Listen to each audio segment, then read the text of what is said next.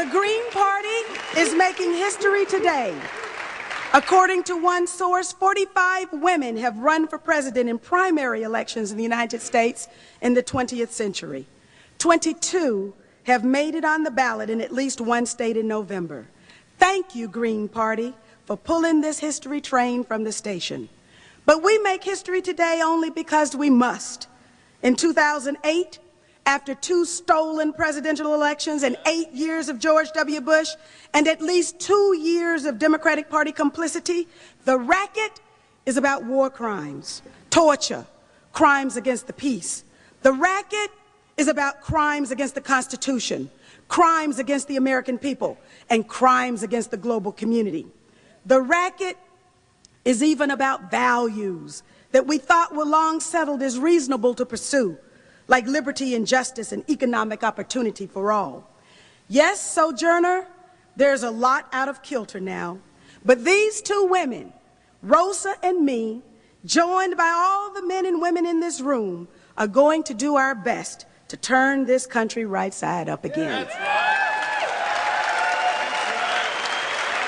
And just like the women and men at the Seneca Falls Convention in 1848 who declared their independence from the old order, I celebrated my birthday last year by doing something I had done a dozen times in my head, but I had never done it publicly. I declared my independence from every bomb dropped, every threat leveled, every civil liberties rolled back, every child killed, every veteran maimed, every man tortured, and the national leadership that let this happen.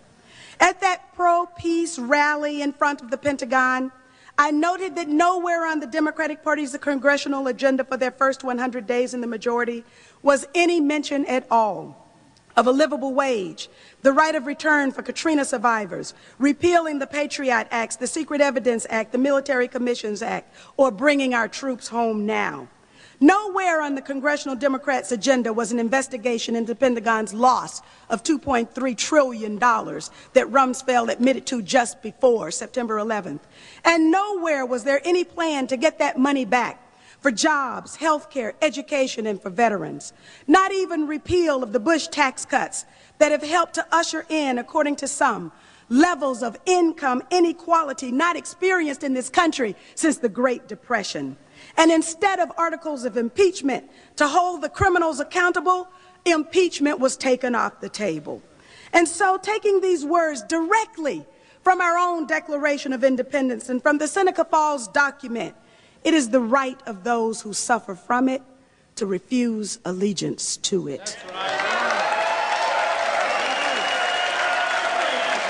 There is no doubt that the people of this country and the global community are suffering from Washington, D.C.'s policies today. Even as the ice in the Arctic Ocean reportedly was melting, the United States was obstructing an international discussion of climate change goal setting for 2020 at the recently concluded G8 summit. Even while George Bush has made himself an international climate change villain by not signing on to the Kyoto Protocol, his own scientists at the U.S. Climate Change Science Program have predicted more heat waves, intense rains, increased drought, and stronger hurricanes to affect the U.S. due to the worsening effects of climate change. Public policy can be our friend or it can be our foe in understanding and working through the immense changes our planet is undergoing. We, the voters, the activists, the policy wonks, the candidates, and the elected officials all have a role to play in making public policy. As I have said so many times during this campaign for the Green Party nomination, politics is not a beauty contest. It is not a fashion show. It is not even a horse race. Politics is the authoritative allocation of values in a society. Politics is about values being reflected in public policy. It is about having power over public policy. And we engage in the political process because we want our values reflected in public policy. Had the Green Party's values been reflected in public policy since the beginnings of the Green Party in this country, the United States would long ago have implemented a livable wage. There would be no civil liberties erosion. Diversity would be respected, appreciated, and welcomed. Education would be interesting and relevant to students' lives. And no student would graduate college $100,000 in debt in a Green Party USA. Because education, not incarceration and militarization, would be subsidized by the state. In a Green Party USA, health care would be provided for everyone here through a single-payer Medicare for all type health care system. We would have no homeless men and women sleeping on our streets, and everyone who could work would have work. Rebuilding our infrastructure, manufacturing green technology, retooling our economy so that those who protect us, train us, heal us, prepare us for tomorrow are compensated in what is their true value to our culture and our society based on their contribution to our civilization. Vietnam War era veterans would be our last war veterans because we would never have engaged in war and occupation against Afghanistan and Iraq. We would forego imperial designs on our neighbors to the north and south, never building any wall of division, not ever encroaching on their geographic or cultural sovereignty. In fact, if Green Party values were now reflected in U.S. public policy, our country would not only be not engaged in war and occupation, but there would also be peace in the Middle East based on self-determination, respect for human rights, and justice. We would strive to perfect our democracy at home through election integrity, and no one would be denied their rightful place in our union due to discrimination. Our neighbors in the global community will look up to us for cultural and technological accomplishments. We would have apologized for genocide against the indigenous peoples of this land and the abomination of chattel slavery. Our country would have dignity on the world stage and in every international forum, and no one in this country would be forced to live in fear. Oh, if it could be true that the values of the Green Party were reflected in the federal government's public policy. Let me wake up and snap out of my reverie. Yes, today's reality is harsh.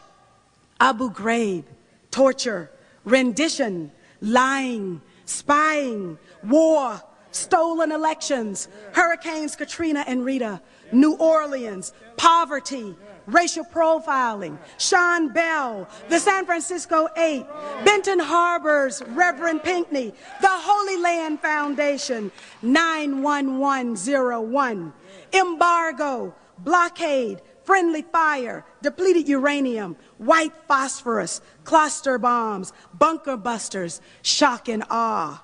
Predatory lending, mortgage crisis, foreclosures, a country $53 trillion in debt. And while Bear Stearns gets a bailout, you and I are forced to sink or swim. Harsh? Today's reality is harsh.